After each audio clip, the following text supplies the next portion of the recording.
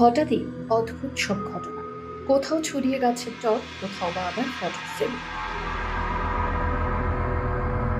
কোথাও ছিটিয়ে কাঁচের টুকরো, কখনো আবার গায়ে আঁচড়ের দাগ।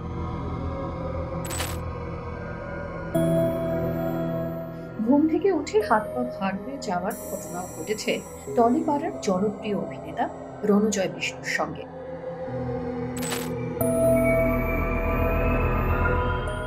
আচমকা ঘটে যাওয়া এসব ঘটনায় উপায় না পেয়ে হঠাৎই গোটা ঘটনা একটি ফেসবুক পোস্টের মারফত শেয়ার করেন রণজয়। উদ্বিগ্ন হয়ে পড়ে রণজয় ভক্তরা। ঘটনা জানা মাত্রই রণজয়ের সঙ্গে যোগাযোগ করেন টলিপাড়ার একাধিক তারকা। অন্যদিকে সোশ্যাল মিডিয়ায় এই খবর ছড়াতেই মেইলের মাধ্যমে রণজয়ের সঙ্গে যোগাযোগ করে প্যারানর্মাল ইনভেস্টিগেশন টিম।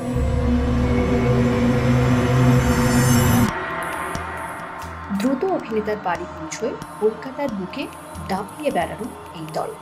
রণজয়ের বাড়ির এদিক ওদিক ঘুরে প্যারানর্মাল অ্যাক্টিভিটি বোঝার চেষ্টা করেন তারা। দেখা হয় ভাইব্রেশনে, আর তারপরের ঘটনা দেখে নিন এই ভিডিওয়।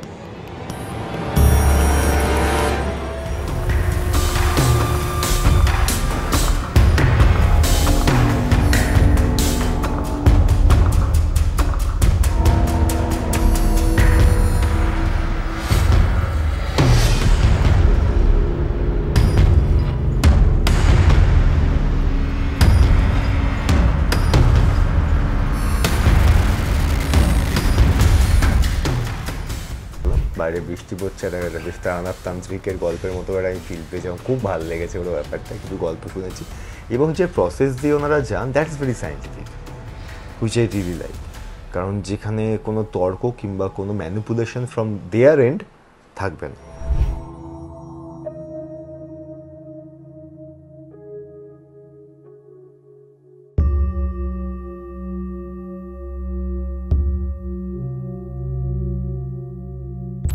কি খানিকটা ভয় পেলেন? কি বিশ্বাস করেন কি সোল বা এনার্জি এক্সিস্ট করে?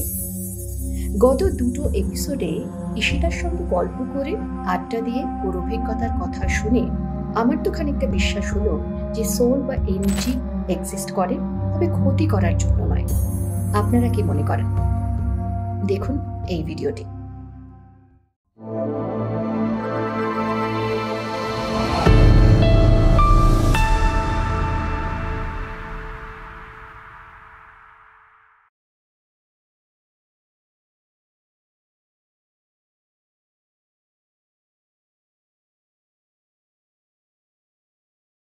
আচ্ছা, এ প্রসঙ্গে একবার জানতে চাই, সাধারণত কি হয়, আমাদের কাছের মানুষ যারা চলে যান বা মারা যান, তারপরে আমরা ওই একটা সময় থাকে, সেই সময়টা আমাদের একটা নির্দিষ্ট কাজ হয়, এবং তারপর এক বছর যখন হয় তখন একটা কাজ করি।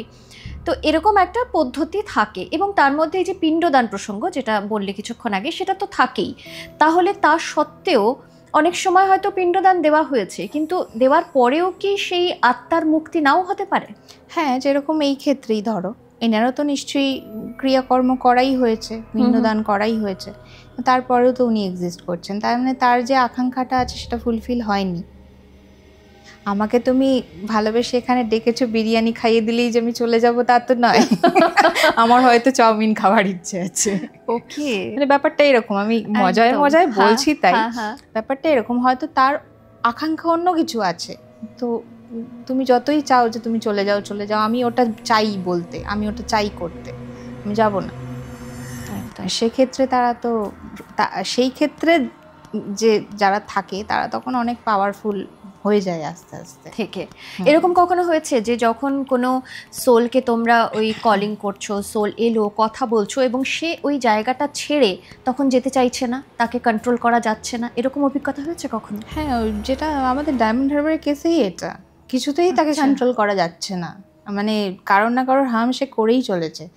যে ওকে বাধা দিতে যাচ্ছে তাকেই হার্ম করছে। মানে খালি বাড়ির মধ্যে নেই আর ব্যাপারটা, বাড়ির বাইরে। হ্যাঁ, মানে ব্যাপারটার সাথে যে জুড়ে যাচ্ছে তাকেই হার্ম করতে চাইছে।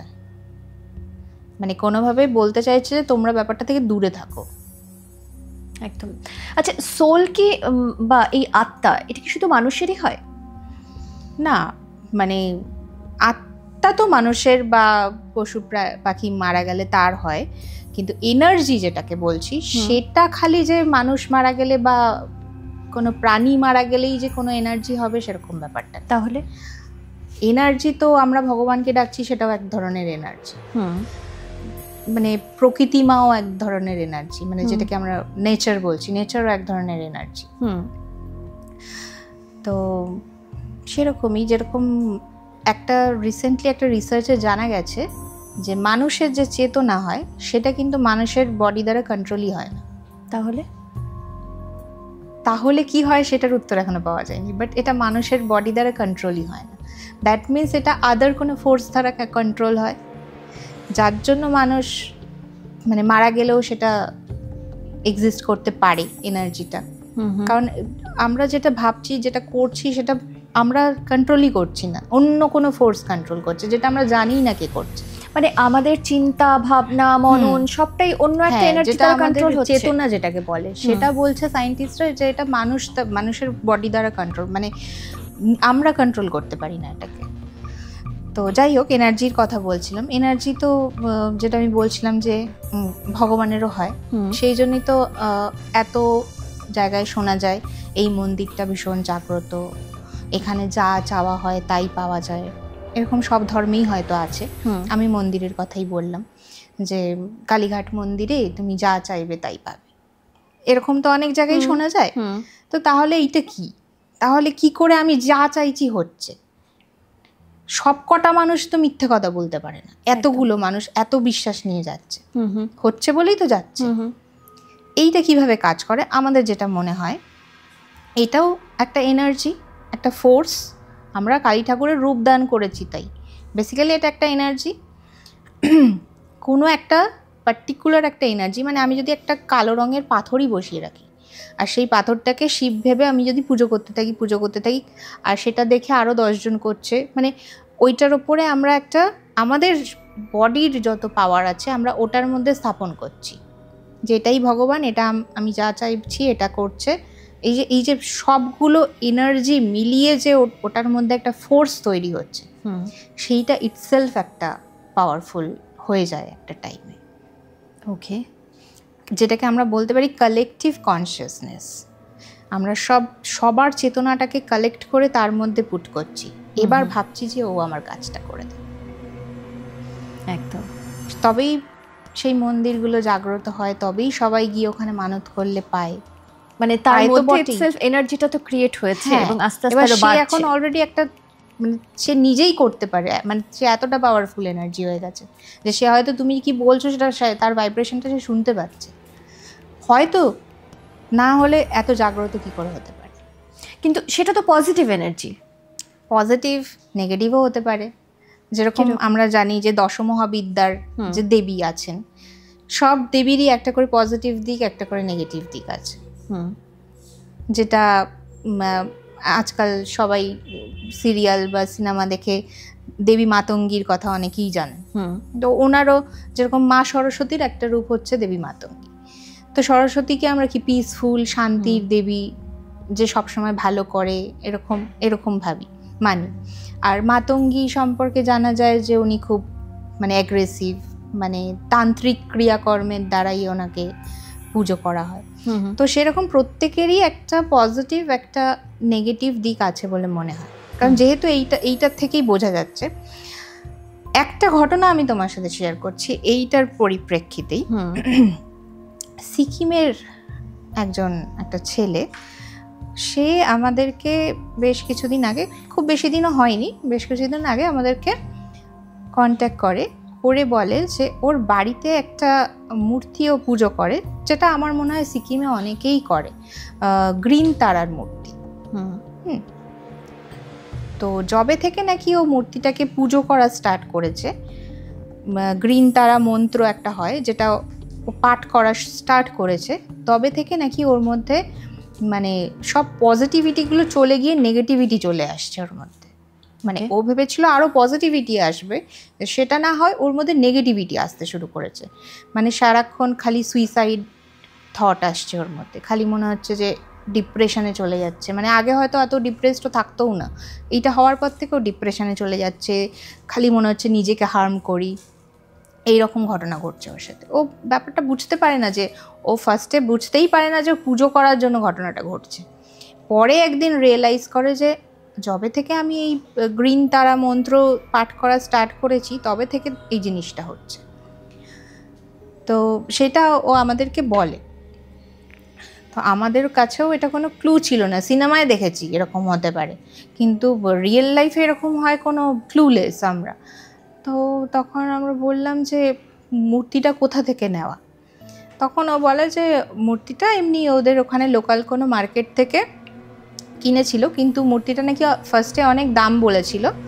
পরে ও যখন বলে যে আমি তো এত দিতে পারবো না, কিন্তু মূর্তিটা আমার খুব পছন্দ হয়েছে, অল্প কিছু টাকায় যদি দেওয়া যায়, তো ওকে নাকি খুবই নমিনাল একটা প্রাইসে দিয়ে দিয়েছে, মানে বলা যায় যে 1,500 টাকার মূর্তি বোধহয় 400 টাকায় দিয়ে দিয়েছে এরকম। তো সেই জন্য মূর্তিটা খুব অ্যাট্রাকটিভ দেখতে, খুব সুন্দর দেখতে। তো ওইটা নিয়ে এসে ও বাড়িতে রাখে। আর যেহেতু মানে সিকিম বা দার্জিলিং এইসব সাইডে গ্রিন তারা খুব মানেন ওনারা, আমার মনে হয় এটা নেপালের কোনো দেবী হবেন। তো যবে থেকে নাকি ওই মন্ত্র শুরু করেছে তবে থেকে ওরকম হচ্ছে, নেগেটিভিটি ফিল করছে। তো আমরা তখন বললাম যে একটা কাজ করুন, আপনি যদি সম্ভব হয়, তখন আমরা দার্জিলিংয়ে গেছিলাম, তো ফিরছিলাম, তখন আমরা বললাম যদি সম্ভব হয় আমরা শিলিগুড়িতে স্টে করছি, আপনি তাহলে মূর্তিটা আমাদেরকে দিয়ে যান, আমরা তাহলে রেখে দেখবো যে আপনি যেগুলো বলছেন সত্যি এরকম কিছু ঘটছে কি না। তো আমরা ওখান থেকে মূর্তিটা নিয়ে আসি। গ্রিন তারাকে আরেকটা ভাষায় কিন্তু ডাকিনিও বলা হয়, হ্যাঁ, আর পর্ণশবরীও বলা হয়। আমরা রিসেন্টলি দেখেছি পর্ণশবরী নিয়ে একটা ওয়েব সিরিজ। তো যাই হোক, আমাদের মাথায় তখন ওইসবই চলছিল, ওয়েব সিরিজ এই সেই, ওই যে গল্প বানাচ্ছে, মিথ্যা কথা বলছে হয়তো, এসব ভাবছি আমরা নিজেদের মনে ভাবছি। যাই হোক, মূর্তিটা খুব সুন্দর দেখে ভাল লাগলো, বললাম তাহলে আমরা এটা নিয়ে যাচ্ছি। তো মূর্তিটা নিয়ে এসে এবার আমি আমার বাড়িতে রাখিনি ওটা, আমাদের একজন টিম মেম্বার অনির্বাণকে বললাম যে মূর্তিটা তোর কাছে রাখ, পরে নেব, যেহেতু আমার বাড়িতে অলরেডি অনেকগুলো জিনিস আছে। আমি বললাম যে সত্যি যদি এটা হয় তাহলে হার্মফুল হবে, মনে মনে ওকে ভাবলাম, আর ওকে বললাম যে দেখ এরম এরম বলছে, তো তুই যদি রাখতে চাস তাহলে তোর বাড়িতে একটু কিছুদিন রাখ, পরে নিচ্ছি। তো নিয়ে ওটা ওর ঠাকুরের স্থানে রেখে দিয়েছে। এবার বলছে যে যবে থেকে নাকি ওই মূর্তিটা এনে রেখেছে ও, তবে থেকেই বাড়িতে নাকি অদ্ভুত অদ্ভুত ব্যাপার ঘটছে। কীরকম? যেরকম রাত্রিবেলা শুতে গেলে মনে হচ্ছে ওদের গা থেকে কেউ চাদর টেনে নিচে ফেলে দিচ্ছে। তারপরে সবাই ঘুমিয়ে পড়েছে, বৃদ্ধ বাবা মা ঘুমিয়ে পড়েছে, ওরাও ঘুমিয়ে পড়েছে। সকালবেলা উঠে দেখছে খাবার টেবিলে ওষুধের পাতা সব ছড়িয়ে আছে। ঠাকুর ঘরে ঠাকুরের থালা বাসন সব গুছিয়ে টুছিয়ে রেখে দিয়ে গেছে, সকালবেলা গিয়ে দেখছে সারা ঘরে বাসন ছড়িয়ে পড়ে আছে। তারপরে ডাইনিংয়ের চেয়ারগুলো এদিকে ওদিকে ছিটকে পড়ে আছে। এরকম এটা এক এক দিন এক একটা ঘটছে, এরকম বলছে আমাদেরকে। বলছে যে বিশ্বাস করবে না, অদ্ভুত এই জিনিসটা ঘটছে এক এক দিন এক এক রকম। কি বলছিস? বলছে হ্যাঁ, বিশ্বাস হচ্ছে না, ব্যাপারটা কেমন নিতে পারছি না। এবার সেই করতে করতে ওর বাবা অসুস্থ হয়ে পড়েছে, এমনই অসুস্থ যে হসপিটালে ভর্তি করা হয়েছে। ডক্টর একবার অপারেশন করেছে, কিছু একটা বলছে যে স্পাইনাল কর্ডের ওইখানে কোনো প্রবলেম হয়েছে। ডক্টর অপারেশন করেছে, বলছে যে কিছু পাওয়া যায়নি আফটার অপারেশন। হ্যাঁ, আচ্ছা। তো অপারেশন সাকসেসফুল হয়নি। তো আবার পরে একটা কি টেস্ট করলো, সেই টেস্ট রিপোর্ট দেখে ডক্টর বললো যে না, ওনার কিছুই হয়নি, ঠিকই আছে, আমি মেডিসিন লিখে দিচ্ছি, আপনি ডিসচার্জ করিয়ে নিয়ে যান। তো ডিসচার্জ করিয়ে নিয়ে চলে এসছে। আজকে আমি এখানে আসছি, ওকে ফোন করেছিলাম, ওর কাছেই অ্যাকচুয়ালি আমাদের গ্যাজেটগুলো রয়েছে, যে কোনোভাবে যদি রাস্তা থেকে নেওয়া যায় সেই জন্য ফোন করেছিলাম। ও বলছে যে আমি তো হসপিটালে গো, আমার বাবা কাল থেকে আবার অবস্থা খারাপ, আবার আমাকে বাবাকে হসপিটালে ভর্তি করতে হবে। বললাম কেন রে, কী হয়েছে? বলছে জানি না, হঠাৎ করে পেট ফুলে গেছে আর বমি করছে। আচ্ছা, মূর্তিটা এখনো ওর কাছেই রয়েছে? হ্যাঁ, ওর কাছেই আছে। এখন কিসের থেকে কি হচ্ছে, কি কারণে হচ্ছে আমি জানি না, কিন্তু যেগুলো হচ্ছে আমি তোমাকে সেগুলো বললাম। জাস্ট এখানে আসার আগেই কথা হলো, যার জন্য ও বললো যে আমি আসতে পারছি না, কালকেই বাবাকে আবার হসপিটালে ভর্তি করতে হবে। এবার তাহলে তোমরা কি ভাবছো, কি করবে? জানি না অ্যাকচুয়ালি এই মূর্তিটা সম্পর্কে কেউ যদি থাকে, যার নলেজ আছে, এরকম কাউকে যদি আমরা পাই, তার থেকে একটু জানার চেষ্টা করতে হবে যে কী ঘটনা ঘটেছে। কারণ আরেকটাও মূর্তি আমরা পেয়েছিলাম, যেটা মহাকালের মূর্তি, যেটা ওটাও মানে নেপালেরই ওরা পুজো করেন। তো এইরকম দুটো মূর্তি আমরা পেয়েছি যেটার মিস্ট্রি আনসলভড। মানে আমরা চাইছি যে এই মূর্তি দুটো সম্পর্কে কেউ যদি নলেজ রাখে, সেরকম কারোর সাথে কন্ট্যাক্ট করে যদি তার থেকে জানা যায় যে এটা কেন হচ্ছে বা এটা কি করলে এটার থেকে উপকার পাওয়া যাবে। আচ্ছা, এরকম মানে যেহেতু তোমরা ইনভেস্টিগেশন করো, মানে ওই মূর্তিটাকে রেখে মানে তোমাদের ওই বিভিন্ন গেজেটসের মাধ্যমে ইনভেস্টিগেশন করে কোনো সলিউশন পাওয়া যেতে পারে না? না, সেটা সম্ভব নয়। মানে হয়তো রিডিং দিচ্ছে, কিন্তু ভগবানের সাথে তো আমি কানেকশন করতে পারছি না। মানে যদি ওটা সেই এনার্জি হয়, তাই তার সাথে আমি কথা বলতে পারছি না। মানুষের স্পিরিট হলে কি আমি কথা বলার মাধ্যমে কানেকশন করার একটা ট্রাই করতে পারি, কিন্তু ওইটা এমনই একটা এনার্জি যার সাথে আমি কানেকশন তৈরি করতে পারছি না। আমার গ্যাজেট হয়তো রিডিং দিচ্ছে যে টেম্পারেচার আপ ডাউন হচ্ছে বা ম্যাগনেটিক ফিল্ডে চেঞ্জেস হচ্ছে, কিন্তু আমি তো কমিউনিকেশন ক্রিয়েট করতে পারছি না, যে আমি জানতেই পারছি না যে কি হচ্ছে, কিসের থেকে হচ্ছে। এটা হয় যারা এই ব্যাপার সম্পর্কে খুব নলেজ রাখে তারা বলতে পারবে, আর না হলে আমার জানা নেই। এই যে বিভিন্ন রকম প্যারানর্মাল অ্যাক্টিভিটি, মানে একটু আনইউজুয়াল অ্যাক্টিভিটির কথাই বলবো। অনেক সময় হয় বাড়িতেই, যে ধরো আমরা রয়েছি অনেকে বাড়িতেই, ধরো একটা বাড়িতে অনেকেই রয়েছে, তার মধ্যে কেউ ফিল করছেন যে বাড়িতে হয়তো কিছু একটা আওয়াজ পাচ্ছেন, কিন্তু অন্য কেউ ফিল করতে পারছেন না সেই বাড়িতে। তিনি হয়তো অনুভব করছেন যে তিনি ঘুমিয়ে রয়েছেন, কেউ একজন হয়তো তার পাশে ছিল কিন্তু এখন উঠে গেল, কিন্তু ওখানে অন্য কেউ যদি শুয়ে থাকে সে ফিল করতে পারছে না। এই যে পার্সন টু পার্সন ভ্যারি করে, এটারও কি কোনো কারণ আছে? মানে একটা জায়গায় হয়তো অনেকে আছেন কিন্তু সবাই ফিল করতে পারছেন না বিষয়টা, এরও কি আলাদা কোনো কারণ থাকে? কিন্তু আমার মনে হয় যে যদি কিছু এনার্জি থেকে থাকে তাহলে কম বেশি সবাই ফিল করবে। আচ্ছা, হ্যাঁ, মানে হয়তো যার সাথে কানেক্ট করার চেষ্টা করছে সে বেশি ফিল করবে, যার সাথে করার চেষ্টা করছে না সে কম ফিল করবে ইন দ্য সেন্স কি সে টেম্পারেচারের আপ ডাউনটা ফিল করতে পারে, সে গা ভারী ভাবটা ফিল করতে পারে, কিন্তু ফিলটা করলে সবাই করবে। একটা বাড়িতে যদি ঘটবে তাহলে ফিলটা সবাই করবে। যদি একজন কেউ ফিল করছে আর কেউ ফিল না করছে, সেক্ষেত্রে আমরা সবসময় সাজেস্ট করি আগে মেডিকেলের দিকে যেতে। কারণ অনেক সময় আমাদের কাছের কেউ মারা গেলে আমরা হ্যালুসিনেটও করতে পারি, যেহেতু এটা খুবই স্বাভাবিক যে আমার কেউ কাছের মারা গেলে আমি ভাবছি যে ও তো এখানেই বসেছিল, ও তো এখানেই চা খাচ্ছিল। তো এই ক্ষেত্রে আমরা সাজেস্ট করি যে আগে আপনি মেডিকেলি দেখান যে আপনার ডিপ্রেশন থেকে হচ্ছে না কিসের থেকে হচ্ছে। এবার মেডিকেল যদি বলে যে না সব ঠিক আছে, স্টিল এই ঘটনাটা ঘটছে, মনের ভুল ছাড়াও যদি ঘটনাটা ঘটছে, তখন আমরা চেষ্টা করি দেখার যে কি ঘটছে। একদম, মানে এটা নর্মালি যদি কোনো সোল বা কোনো আত্মা থাকে তাহলে সেটা সমপরিমাণে কিছু না কিছু সবাই ফিল করবে একই জায়গায় থেকে। আচ্ছা, আমরা সিনেমায় বা বিভিন্ন ওয়েব সিরিজে যেটা দেখি, যখন কোনো আত্মা বা কোনো সোলকে কল করা হয় আসে, তখন একটা আনইউজুয়াল পরিবেশের সৃষ্টি হয়। কোথাও হয়তো খুব হাওয়া হচ্ছে, একটু হাওয়া বেড়ে গেল, কোথাও হয় যে একটা পার্টিকুলার কোনো আওয়াজ শুনতে পাচ্ছে, কিছু একটা আওয়াজ হচ্ছে। যখন নর্মাল, যখন ইনভেস্টিগেশনের জন্য যখন তোমরা কল করো, তখন কিরকম আনইউজুয়াল কিছু হয় নাকি পুরোটাই নর্মাল থাকে? না, তখন ওরকম হাওয়া হয় না বা এরকম এনভায়রনমেন্টাল চেঞ্জেস এরকম হয় না যেগুলো সিনেমায় দেখানো হয়। তখন আমাদের চেঞ্জেসগুলো গ্যাজেটের রিডিংয়ের মাধ্যমে হয়। কীরকম? যখন কিছু আমাদেরকে কানেক্ট করার চেষ্টা করছে, তখন হঠাৎ করে ম্যাগনেটিক ফিল্ডের চেঞ্জেস শুরু হয়ে যায়, যেটা আমাদের ইএমএফ ডিটেক্টরে ধরা পড়ে। টেম্পারেচারে হঠাৎ চেঞ্জেস হয়ে যেতে পারে, যেটা হয়তো আমি এখানে বসে আছি, আমার গায়ে কাঁটা দিচ্ছে, ঠান্ডা হাওয়ার মতন ফিল হচ্ছে, যেটা আমাদের থার্মোমিটারে ধরা পড়তে পারে। এই নয় যে বাইরে ঝড় শুরু হয়ে যায়। চেঞ্জেসগুলো গ্যাজেটে ধরা পড়ে। এরকম হয় না যেরকম সিনেমায় দেখানো হয়। আচ্ছা, যারা এই আনইউজুয়াল পরিবেশ, প্যারানর্মাল জিনিস নিয়ে খুব ভীত সন্ত্রস্ত, মানে অনেকটা আমার মতন মানুষ যারা ভূতে খুব ভয় পান, এরকম যারা রয়েছেন তাদের জন্য কি বলবে? যেহেতু তোমরা বিজ্ঞানসম্মতভাবে এটাকে দেখছো, ইনভেস্টিগেট করছো মানে পুরো বিষয়টা, তোমরা এটা করো না যে কোথাও একটা পাওয়ার রয়েছে বা কোথাও একটা এনার্জি রয়েছে বা কোথাও সোল রয়েছে, সেটা সেখান থেকে তোমরা সরিয়ে অন্যত্র কোথাও পাঠিয়ে দিলে, সেটা তোমরা করছো না। ইনভেস্টিগেশন করে এটা জানান দিচ্ছ যে হ্যাঁ এক্সিস্ট করছে এবং সেটা এই ফর্মে রয়েছে, এরকম সে চাইছে। তো এরকম যারা মানুষ রয়েছেন যারা সত্যিই ভয় পান, তাদের জন্য কি বলবে?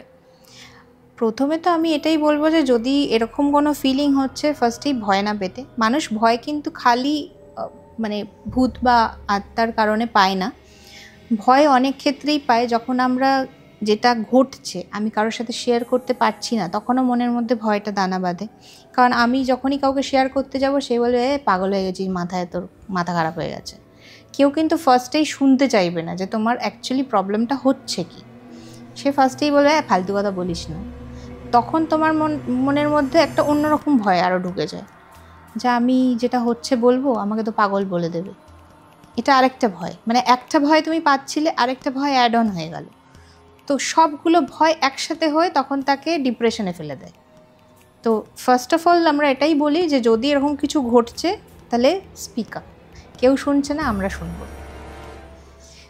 এবার অনেকের ক্ষেত্রে হ্যালুসিনেশন হতে পারে, অনেকের ক্ষেত্রে মানসিক প্রবলেম হতে পারে, ডিপ্রেশন থেকেও হতে পারে, ম্যাক্সিমামটাই তাই হয়। তখন আমরা সেটাও শুনি, সেখানেও পাশে থাকি, এটা বলে যে আপনি একবার ডাক্তার দেখান, তারপর আমরা তো আছি। কারণ যার সাথে এই ঘটনাগুলো ঘটে, চাই মানসিক কারণেই হোক বা যে কারণেই হোক, সে কিন্তু সবসময় ভূতের ঘাড়েই চাপাতে চায়, চাই সেটা ভূত করুক বা না করুক। তো সেই জন্য আমরা সেই ক্ষেত্রেও তার পাশে দাঁড়িয়ে বলি ঠিক আছে আমি আপনার কথা বিশ্বাস করছি, কিন্তু স্টিল আমাকে কাজে আগে বাড়তে গেলে একটা মেডিকেল রিপোর্ট আমার চাই। আপনি একবার কোনো ডক্টরের সাথে কনসাল্ট করুন, তারপরে আপনি আমাদেরকে জানান। তো ভয়ে ওই জন্য বলি যে না পেতে, কিছু হলে আমাদেরকে বলতে, যদি কেউ না শোনে আমরা শুনবো। আচ্ছা, কথায় বলে মানে এটা সেই মানে সবাই আমরা শুনেছি যে সত্যি ভালোবাসার কোনো মৃত্যু হয় না। সেটা বাবা মেয়ের ভালোবাসা হতে পারে, সেটা ভাই বোনের ভালোবাসা হতে পারে, সেটা প্রেমিক প্রেমিকার ভালোবাসা হতে পারে, যে কোনো ভালোবাসা। এবং এই যে বললে অতৃপ্ত কিছু থাকলে সেটা ফিরে আবার আসে। এবার অনেক সময় হয় যেটা বলে ট্রু লাভ, অনেক সময় বলে সোল কানেকশন। এই বিষয়টা কি? এটা কি সত্যিই তাই? মানে সত্যি যদি কারোর মধ্যে সেরকম একটা বন্ডিং থাকে, তারা কি অন্য একটা শরীর নিতে চায় না? সেই সমস্ত সোল এখানেই থাকতে চায় তখনই যদি তার মধ্যে কোনো অতৃপ্ত বাসনা থাকে। কারণ আমরা যতটুকু মানে এক্সপিরিয়েন্স করেছি তার মাধ্যমে বলছি। এবার ওই জগতে গেলে হয়তো বুঝতে পারবো কি সত্যি ঘটনা ঘটে, কিন্তু যতটুকু এক্সপিরিয়েন্সের মাধ্যমে বুঝেছি যে যদি কোনো মনে বাসনা থাকে তবেই থাকতে চায়। তা না হলে যারা এই জগতে আছে তাদেরও খুব কষ্ট হয়। যদি কোনো স্পিরিট এখানে থেকেও থাকে তারা অনেক কষ্ট নিয়েই থাকে, কারণ তাদেরকে সারাক্ষণ ধরে এনার্জি কালেক্ট করতে হয়, যেটা খুবই কষ্টকর একটা মানুষেরকে। তোমার যদি সারাক্ষণ তুমি ডিপ্রেশনে এনার্জি লস হয়ে থাকে আর সারাক্ষণ তোমাকে ইলেকট্রল খাওয়ানো হয়, তোমার কি ভাল লাগবে? লাগবে না, তোমারও প্যাথেটিক লাগবে। তো সেরকম ওদেরও কোনো না কোনো জায়গায় সেই রকম ফিলিংটা হয়, থাকতে চায় না, মুক্তিই চায়। কিন্তু হয়তো কিছু বলার আছে, কিছু বোঝানোর আছে, তখন সেইটা নিয়ে চেষ্টা করে যায় আর কি, যতদিন পারে। যার যতটা ক্ষমতা ততদিন চেষ্টা করে, তারপর আস্তে আস্তে যদি এনার্জি ডিফিউজ হয়ে যায় তখন ওরা চলে যায়, আর থাকে না, এক্সিস্ট করে না। ওকে, মানে সেটাও সম্ভব? হ্যাঁ, এরকম অনেক ক্ষেত্রেই হয়েছে। যেরকম গাইশালের যে ঘটনাটা, ট্রেন অ্যাক্সিডেন্ট, আমি ভাবছিলাম প্রসঙ্গটা তুলবো। হ্যাঁ, এটা আমি বলেছিলাম এক জায়গায়। তো ওইখানেও এরকম হয়েছে যে ওই অ্যাক্সিডেন্টের পরে বেশ কিছু বছর ওখানে কান্নার আওয়াজ পাওয়া যেত, কিন্তু আস্তে আস্তে আস্তে আস্তে ওটা এখন ডিফিউজ হয়ে গেছে, আর পাওয়া যায় না, সময়ের সাথে সাথে ডিফিউজ হয়ে গেছে। তো এরকম নিশ্চয়ই হয়, তা না হলে আগে পাওয়া যেত, এখন পাওয়া যায় না, সেরকম কেন? একদম। আচ্ছা, এই যে ধরো তোমরা ইনভেস্টিগেশনের মধ্যে রয়েছো, তোমাদের কি আলাদা করে কোনো প্রিকশন নিয়ে চলতে হয় যখন তোমরা ইনভেস্টিগেশনে যাও? না, আমরা কিছু প্রিকশন নিই না, সবাই আমাদেরকে খুব বকা দেয়, মানে যারা আমার ভিডিও দেখেছে তারাও অনেক কমেন্টে আমি দেখেছি লিখেছে যে আপনারা খুব বেড়ে পাকা, আপনারা এ করেন না কেন। কিন্তু আমাদের এটা মনে হয়, ফার্স্ট অফ অল মনে হয় যে কোনো প্রিকশন নিয়ে কিছু করা পসিবল না। যদি আমাকে হার্ম করার হয় তার, সে হার্ম করবেই, চাই আমার কাছে ঠাকুরের লকেটই থাকুক না কেন, গীতাই থাকুক না কেন, যাই থাকুক, তো সেটা পসিবল না। আর একটা ব্যাপার হচ্ছে যে যদি আমরা ধরে নিলাম যে এইটার ক্ষেত্রে প্রিকশন করা পসিবল, তাহলে আমি তো তার সাথে কানেক্ট করতে যাচ্ছি, সে আমার সাথে কানেক্ট করবে কেন? যদি এগুলোই আমাকে বাঁচিয়ে রাখে ওদের থেকে, তাহলে সে আমার কাছে আসবে কেন? আমার তো কাজটা তাদেরকে সাথে কানেকশন তৈরি করার বা কিছু আছে কি না জানার। তুমি জানবো কি করে যদি আমি প্রিকশনই নিয়ে নিই? এক্স্যাক্টলি। যদি সত্যি সেরকম হয়ে থাকে তাহলে এটা একটু রিস্ক নিয়েই করতে হয়। মানে কাজটা কিন্তু রিস্কি, হ্যাঁ, এবং ভয়ের একই সঙ্গে, দুটোই রয়েছে।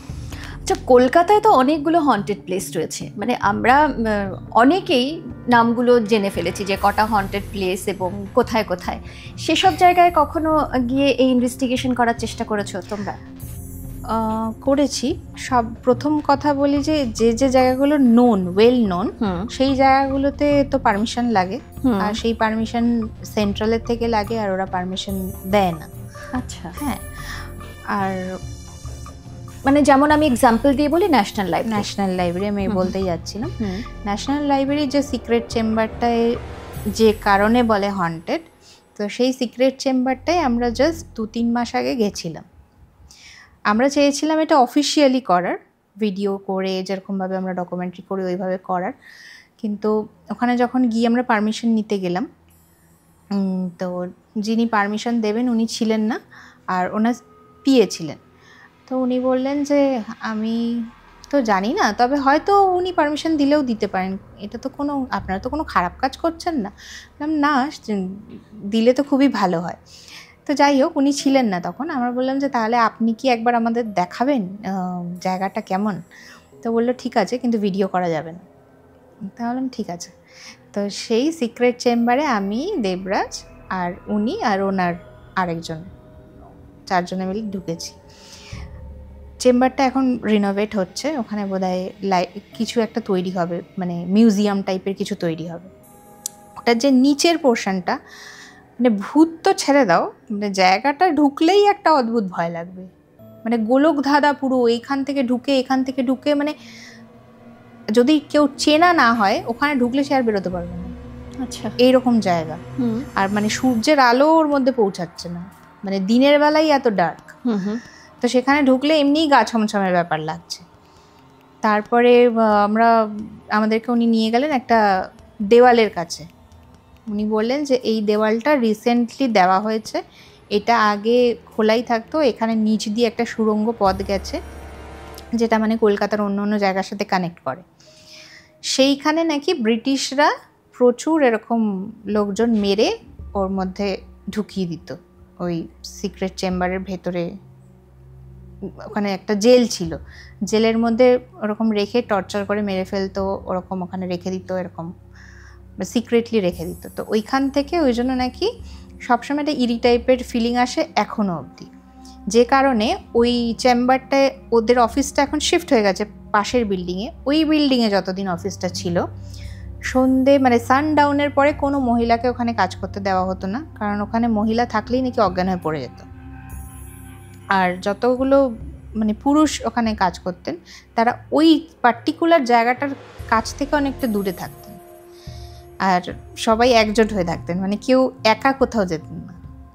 যখন তোমরা গেলে তোমরা কিছু ফিল করলে? হ্যাঁ, মানে বলছি না, একটা অদ্ভুত ইরি ফিলিং আছে ওখানে। আমি জানি না এখন রিনোভেট হওয়ার পরে কি দাঁড়াবে জিনিসটার মধ্যে ঢুকেই ভয় লাগছে, মানে ভূত কি আছে আমি জানি না, আমি তো তখন জানি না চেম্বারের গল্পটা কি, সেটা তো পরে শুনলাম। ঢুকেই আমার একটা ইরি ফিলিং লাগছে। আমিও দেবরাজকে বলছি যে বাবা, এ তো এখানে একা ছেড়ে দিলে আমি বেরোতে পারবো না, কারণ এক দেখতে সব কটা দরজা একটা দরজা থেকে ঢুকে আর একটা দরজায়, মানে প্রত্যেকটা পিলার সেম ভাবে রয়েছে, মানে আর্কিটেকচার যে ভিউটা অসাধারণ। কিন্তু ওই একটা দারুণ ইরি টাইপের ভাইবস ছিল তখন, ভীষণই ইরি লেগেছিল। মানে আমাদের মনে হচ্ছিল যে যদি একবার ইনভেস্টিগেশন এখানে করতে দেয় তো দারুণ হতো। একটা ভিডিও অবধি করতে দিল না, যেহেতু চাকরির ব্যাপার, ওনার চাকরি নিয়ে সমস্যা হয়ে যাবে। কিন্তু ওটা আমাদের পার্সোনাল এক্সপিরিয়েন্স, মানে আমি কাউকে দেখাতে পারছি না, কিন্তু সেটা শেয়ার করতে পারলে অ্যাটলিস্ট। আর অন্য জায়গাগুলো যেগুলো কলকাতার হন্টেড প্লেস হিসেবে সকলে চেনেন, তার মধ্যে কোনো জায়গায় কি তোমরা এই ইনভেস্টিগেশন করতে পেরেছো? না, সব জায়গায় সেম ব্যাপার, কোনো জায়গায় পারমিশন দেয়নি। কিন্তু সেই ইচ্ছেটা রয়েছে। ইচ্ছেটা তো অবভিয়াসলি আছে, একদম সেই ইচ্ছেটা তো রয়েছে, এবং সেই গল্প শোনার অপেক্ষায়ও কিন্তু আমরা রয়েছি। কারণ কলকাতায় তো অনেকগুলো হন্টেড প্লেসের কথা আমরা শুনি, অনেকে হয়তো নানান ধরনের এক্সপিরিয়েন্স করেছেন, অনেকের বাবা জেঠু দাদু যারা পুরোনো দিনের, অনেকেই অনেক রকম এক্সপিরিয়েন্স করেছেন, এবং সেসব গল্প হয়তো আমরা শুনছি। কিন্তু এই বিজ্ঞানসম্মতভাবে তার ইনভেস্টিগেশন, তার গল্প, তার ভিডিও দেখার জন্য কিন্তু আমাদের অপেক্ষা। এবার তোমরা যত এগোবে আমরা তোমাদের অনুসরণ করে তোমাদের গল্পের দিকে তত এগোবো। Thank you so much. এতটা সময় আমরা ভূতেদের গল্প শুনলাম তোমার অভিজ্ঞতার মাধ্যমে। তবে সত্যি সোল এক্সিস্ট করে, এবং সেটা কিন্তু হার্মফুল নয়। এটাই বোধহয় আমার আজকে তোমার সঙ্গে কথা বলে যেটা আমার অভিজ্ঞতা হলো। সব ক্ষেত্রে হার্মফুল নয়, কিছু কিছু ক্ষেত্রে হার্মফুল, যেটা আমাদের ডায়মন্ড হারবারের ঘটনার সাথে ঘটেছে। সেই জন্য আমি আগে বলতাম যে না না কিছু করবে না, কিন্তু এখন মনে হয় যে হ্যাঁ করছে, তো তাহলে তো সব ক্ষেত্রে হার্মফুল নয় বলাটাও ঠিক না। একদম। সেই জন্য যে জিনিসটা জানি না সেটা নিয়ে নাড়াঘাটা করা উচিত না, স্পেশালি যারা এখন আজকাল সবাই অনুসরণ করে প্যারানর্মাল ইনভেস্টিগেটর হয়ে যাচ্ছে। কারণ এটা লাইফের উপর আসছে, তো সেই কারণে আমাদের এক্সপিরিয়েন্স থেকেই বলছি, যারা জানে না তাদের উচিত না জিনিসটা নিয়ে নাড়াঘাটা করার।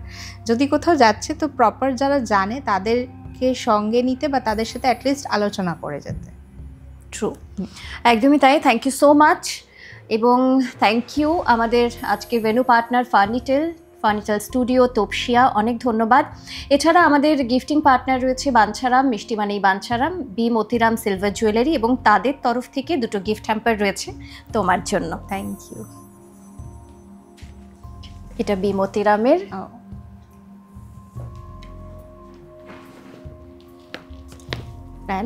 বাঞ্ছারাম। মিষ্টি খেতে তুমি কি ভালোবাসো? ভীষণ। ব্যাস ধরেছো। Thank you, most welcome. আজকে প্যারানর্মাল ইনভেস্টিগেশন নিয়ে আমরা কথা বললাম। সাধারণত ভূতে তো আমরা ভয় পাই কম বেশি অনেকেই, তবে অনেকে খুব সাহসী আছেন তারা কিছুতেই ভয় পান না, তাদের কথা আলাদা। তবে এই ইনভেস্টিগেশন নিয়ে কিন্তু অনেক কিছু প্রশ্ন আমাদের মনে থাকে, সেই প্রশ্নের খানিকটা উত্তর বোধহয় আজকে যিনি আমাদের গেস্ট তার কাছ থেকে আমরা পেলাম। তবে কলকাতার হন্টেড প্লেসের গল্প শোনার জন্য কিন্তু আমরা এরপর আরও অপেক্ষায় থাকবো। যেরকম ইনভেস্টিগেশন এগোবে আমাদের ঈশিতা দাস সান্যাল এবং তার টিমের, সেরকম আমাদের গল্পও কিন্তু আপনাদের সঙ্গে এগোবে। তাই এভাবেই আমাদের সঙ্গে থাকবেন। আর দেবী আনলিস্টে কী ধরনের প্রোগ্রাম আপনারা শুনতে চাইছেন সেই সমস্ত কিছু কমেন্ট সেকশনে কিন্তু শেয়ার করবেন। সঙ্গে থাকবেন, ভালো থাকবেন। নমস্কার।